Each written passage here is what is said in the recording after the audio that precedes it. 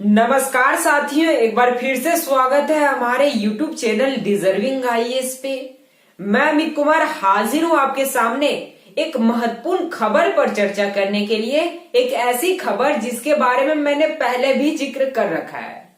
साथियों, आपको याद हो या ना हो, लेकिन मुझे अच्छी तरह से याद है कि आज से एक सप्ताह पहले मैंने एक सेशन करा था जिसमें मैंने बताया था कि 15 से 16 दिसंबर भारत करेगा कुछ अनोखा। और क्या अनोखा करने वाला ये भारत ने किसी को भी नहीं बताया था। किसी का मतलब किसी को भी ये बातें नहीं पता थी।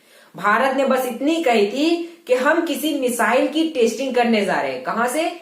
ओडिशा के एपीजे अब्दुल कलाम द्वीप से। लेकिन किस मिसाइल की टेस्टिंग करने जा रहे हैं ये भारत ने किसी को भी नहीं बताया था। साथियों, भारत ने 30 नवंबर को ही दुनिया को यह कह दिया था कि हम 15 से 16 दिसंबर किसी मिसाइल की टेस्टिंग करने जा रहे हैं। और ये जो अनाउंसमेंट की प्रक्रिया है ये नोटेम कहलाती है। ठीक है, नोटेम, NOTAM, यानी भारत सरकार ने 30 नवंबर को ही नोटेम जारी करके दुनिया को यह बतला दिया था कि हम 15 से 16 दिसंबर ओडिशा के एपीजे अब्दुल कलाम से किसी मिसाइल की टेस्टिंग करने जा रहे हैं। और यही नोटेम कहलाती है, NOTAM, यानी नोटिस टू एयरमैन। साफ शब्दों में मैं आपको बताऊं तो किसी मिसाइल टेस्टिंग करने से पहले भारत सरकार की जो अनाउंसमेंट की प्रक्रिया होती है वो नोटेम कहलाती है। अब ये भारत सरकार पर निर्भर करता है कि इस नोटेम के जारी करने के साथ उस मिसाइल का नाम लिया जाए या ना लिया जाए। जैसा कि इस केस में भारत ने उस मिसाइल का नाम लिया ही नहीं था। अब सवाल बनता है कि आधी अधूरी बातें क्यों बताई जाती है? भारत सरकार दुनिया को क्यों बताती है कि इस डेट को हम किसी मिसाइल की टेस्टिंग करने जा रहे हैं? तो इसके पीछे का कारण है, आप यहां से समझ सकते हो। जैसे ये हमारा इंडिया हुआ, भारत सरकार ने एक बात कही कि हम ओडिशा के एपीजे अब्दुल कलाम से किसी मिसाइल की टेस्टिंग करने जा रहे हैं, अर्थात यहां से करने जा रहे हैं।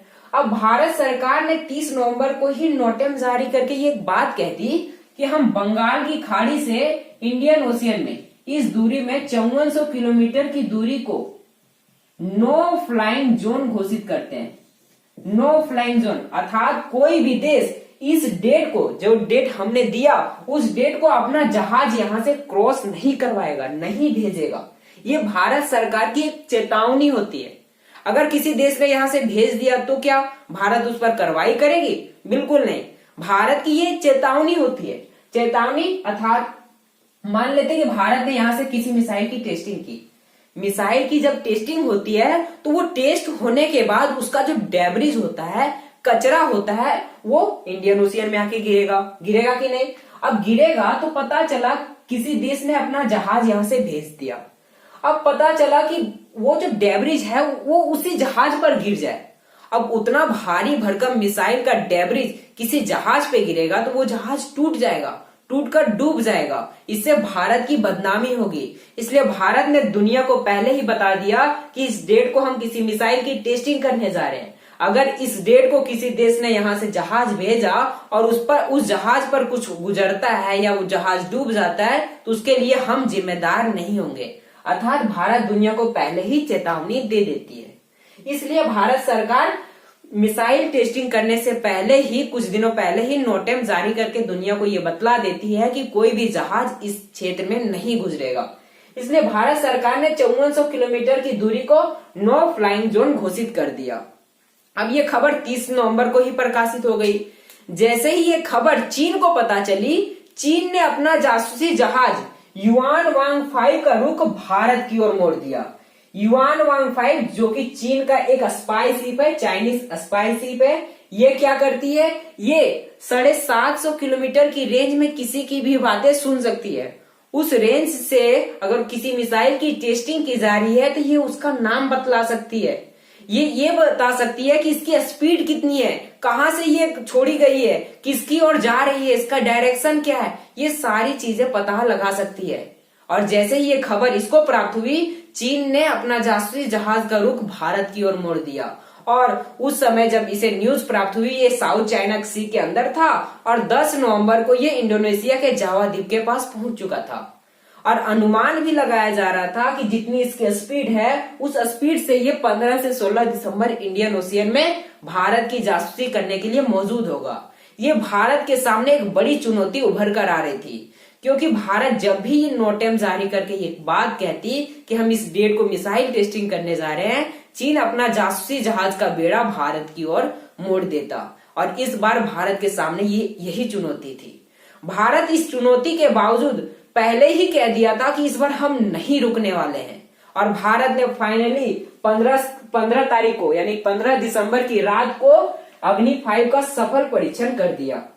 अग्नि 5 ये क्या है हमारा, ये सरफेस टू सरफेस मिसाइल है, यानी कि सतह से सतह में मार करने वाली मिसाइल है। इसकी रेंज 5000 से 5500 किलोमीटर बताई जा रही है। ठीक है, इस रेंज में पूरा चीन आ सकता है, यानी कि चीन का जो अपर मोस्ट नॉर्थ एरिया है उसे भी कवर किया जा सकता है। उस रेंज में भी हम किसी टारगेट को भेद सकते हैं। इस रेंज में हमारा जापान भी आ जाता है, इधर यूरोप का कुछ देश आ जाता है, यानी कि आधा यूरोप आ जाता है, आधा अफ्रीका आ जाता है। यानी कि हमारे लिए गर्व की बात है कि भारत के अंदर बैठकर पूरी चीन पर हमला कर सकता है, जापान पर हमला कर सकता है, इधर यूरोप के आधे देशों पर हमला कर सकता है, अफ्रीका के आधे देशों पर हमला कर सकता है। ये भारत के लिए गर्व की बात है। लेकिन चीन जो है वो इसे मिथ्या साबित करना चाहता है। मिथ्या यानी कि झूठ। चीन कहता है, चीन भारत के तारीफ में ही कहता है। चीन कहता है कि भारत का जो ये मिसाइल है अग्नि 5 ये इंटर कॉन्टिनेंटल मिसाइल है, अंतर महाद्वीपीय मिसाइल है, अर्थात ये भारत के अंदर बैठकर ही अमेरिका पर हमला कर सकता है। इसकी रेंज 8000 किलोमीटर बताता है चीन, लेकिन भारत ने पहले ही कह दिया कि नहीं, इसकी रेंज 5500 किलोमीटर तक ही जा सकती है। फिलहाल हमें जो खबर प्राप्त हुई आज, अगर मैं इस पर फुल रिसर्च कर लेता हूं तो आपको जरूर अपडेट कर दूंगा। खबर क्या प्राप्त हुई है मुझे कि भारत जो है ये इसकी रेंज झूठ बतलाया है, यानी कि भारत ने झूठ कहा है कि इसकी रेंज 5000 किलोमीटर ही है, क्योंकि भारत इसकी रेंज को 7000 किलोमीटर तक बढ़ा सकता है। अर्थात इस रेंज में हम अमेरिका को भी कवर कर सकते हैं। भारत के अंदर बैठकर ही अमेरिका पर टारगेट भेजने में सक्षम हो सकता है। ये अभी फिलहाल की खबर निकल कर आ रही है। ठीक है, तो इसको हम लोग बाद में कवर कर लेंगे। अब जैसा कि बताया मैंने, अग्नि 5 सरफेस टू सरफेस मिसाइल है, इसमें हम चीन को पूरी तरह से कवर कर लेंगे। ठीक है, अब चीन भारत की जासूसी करने के लिए क्यों आता है, ये सवाल हमारे लिए महत्वपूर्ण बन जाता है कि जब भी हम नोटेम जारी करते हैं, चीन अपना जासूसी जहाज का बेड़ा लेकर भारत की जासूसी करने के लिए पहुंच जाता है। क्यों करता है ये ऐसा, तो इसके पीछे का कारण है। कारण क्या है, चीन जानता है कि भारत के दो ही दुश्मन है। कौन कौन, एक पाकिस्तान, दूसरा चीन। भारत किसी मिसाइल की टेस्टिंग कर रहा है, अर्थात उसे वो भविष्य में पाकिस्तान और चीन पर ही प्रयोग करेगा। अब चीन जो है वो इसकी जासूसी कर इसका काउंटरिज्म तैयार करना चाहता है कि अगर भविष्य में भारत ने चीन पर हमला किया तो चीन इस मिसाइल का सामना हवा में ही कर सकता है। अगर चीन इसका काउंटरिज्म तैयार नहीं करता है तो ये तो वहां जाकर तबाही मचाएगा ना। तो चीन इसका काउंटरिज्म तैयार करना चाहता है, इसका विरोधी तैयार करना चाहता है, इसलिए चीन भारत की जासूसी करना चाहता है। अब सवाल बनता है कि हमने तो बता दिया कि चीन का जासूसी जहाज भारत की जासूसी करने के लिए आ रहा है और भारत ने अग्नि 5 का सफल परीक्षण भी कर लिया, फिर चीन का जासूसी जहाज गया कहां? क्या इसने भारत की जासूसी कर ली? तो बिल्कुल नहीं, ये भारत की जासूसी करने में सक्षम नहीं रहा। क्यों? क्योंकि इसको डर लग गया था, चीन को ये डर लग गया था कि कहीं हमने युआनवांग 5 को यहां भेज दिया। अब ऐसे समझो कि चीन ने अपना जासूसी जहाज युआनवांग 5 यहां भेज दिया भारत की जासूसी करने के लिए। अब ये यहां पहुंच गया, पता चला भारत ने अपना मिसाइल टेस्टिंग इसी जासूसी जहाज पे कर दिया। तो क्योंकि भारत इस जासूसी जहाज से पूरी तरह से परेशान हो चुका था कि जब भी नोटेम जारी करता भारत, ये जासूसी जहाज यहां पर पहुंच जाता भारत की जासूसी करने के लिए। तो चीन को ये डर लग गए थे कि हमारा भारी भरकम जहाज पर भारत ने कहीं मिसाइल टेस्टिंग कर दी तो हमारे ये जहाज पूरी तरह से डूब जाएगा। और चीन जो है वो भारत को दोषी भी ठहरा नहीं सकता, क्योंकि भारत ने दुनिया को पहले ही चेतावनी दे दी है कि 15 से 16 दिसंबर कोई भी देश अपना जहाज इस एरिया से क्रॉस नहीं करवाएगा। तो चीन का ये जासूसी जहाज डर गया और वापस साउथ चाइना सी लौट गया।